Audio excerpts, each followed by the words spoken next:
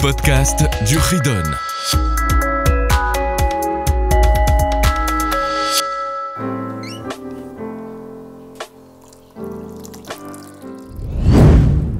Bonjour les enfants, et on se retrouve pour le chapitre suivant, qui est le chapitre 34, qui est une mitzvah essentielle, la mitzvah de la tchouva. Qu'est-ce que la tchouva ?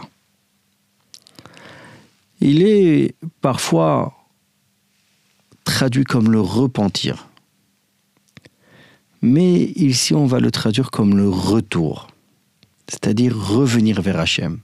En effet, il y a une mitzvah, c'est de regretter ses fautes et de faire attention, de prendre sur soi, de ne pas recommencer. La Torah le dit, Vidvadou et ratatam. Ils vont mentionner les fautes, c'est le vidouille, c'est-à-dire demander à Hachem pardon sur les fautes qu'on a commis. Et bien sûr, c'est partout, tout le temps et pour chacun. Alors, en quoi consiste exactement la mitzvah de tchouva ? Qu'est-ce que la tchouva ?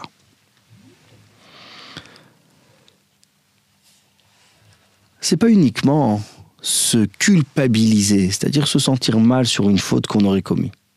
Mais il y a 3 choses concrètes dans cette tchouva. Première chose, c'est le vidouille.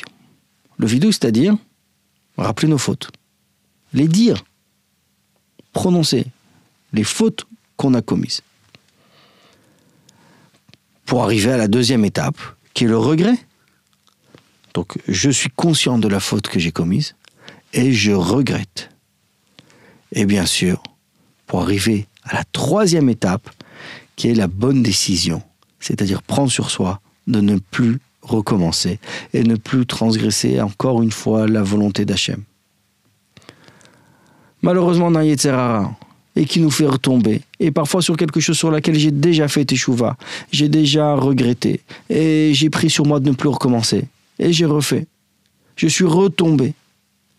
Je vais refaire teshuva encore une fois sur cette même avéra.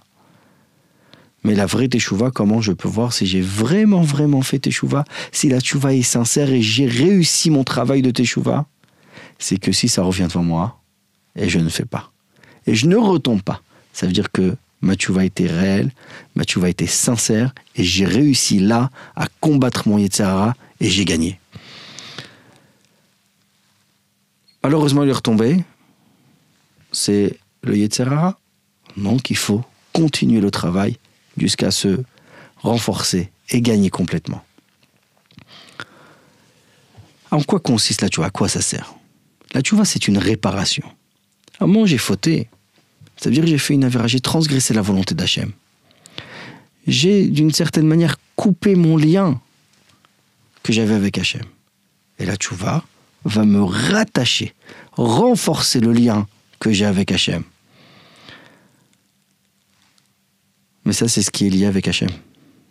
Par contre, si j'ai blessé une autre personne, un camarade, un ami, Hachem va pardonner. Mais tant que mon ami ne m'a pas pardonné, la tchouva n'est pas réelle, la tchouva n'est pas sincère, la tchouva n'est pas concrète. Il faut d'abord que je demande pardon à mon ami, et bien sûr faire tchouva, et prendre sur moi de ne plus recommencer.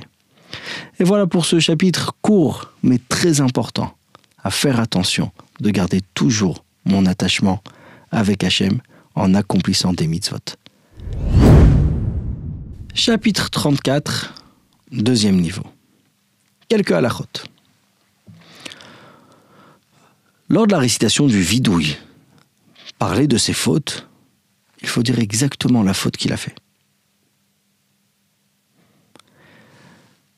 Celui qui doit demander pardon à autrui parce qu'il a blessé quelqu'un, mais la personne est décédée, avant même d'avoir demandé son pardon, il faudra aller sur sa tombe en présence de 10 personnes et là-bas demander le pardon.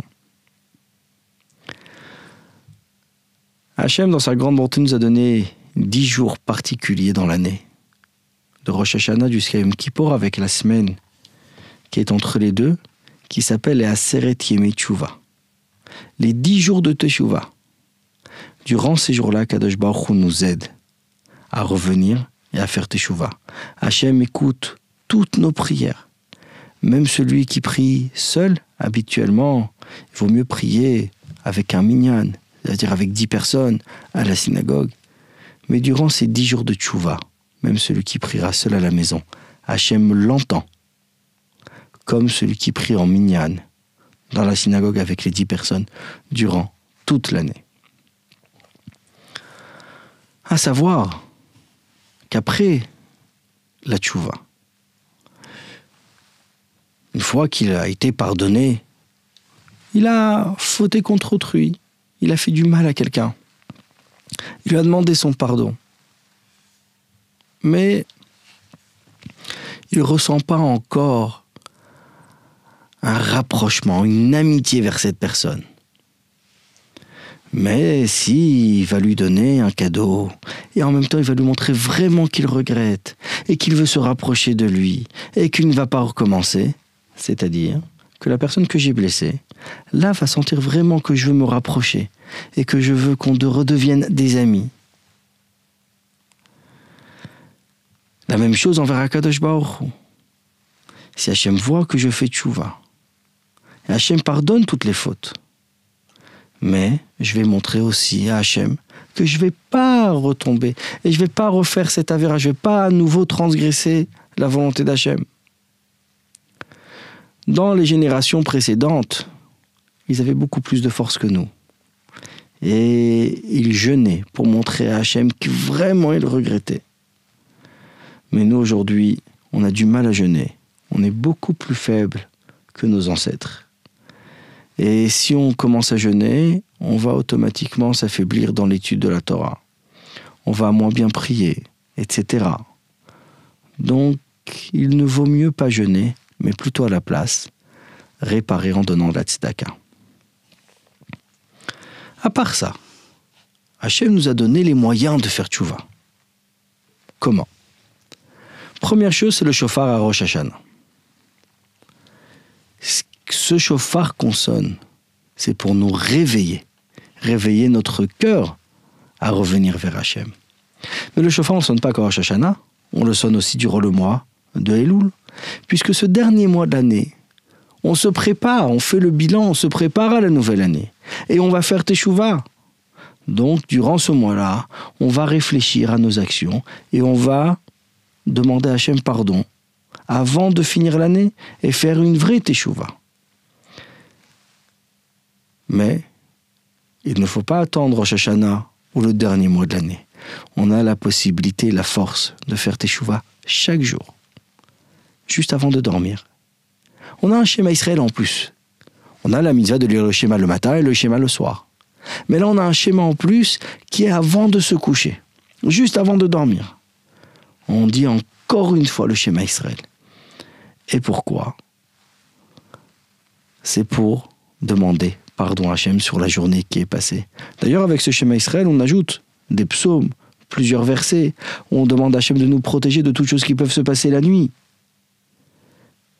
C'est là où aussi, parfois, on ajoute des phrases de tachanoun, de supplication, de vidouille. On parle de nos fautes à Hachem de manière très brève, c'est court.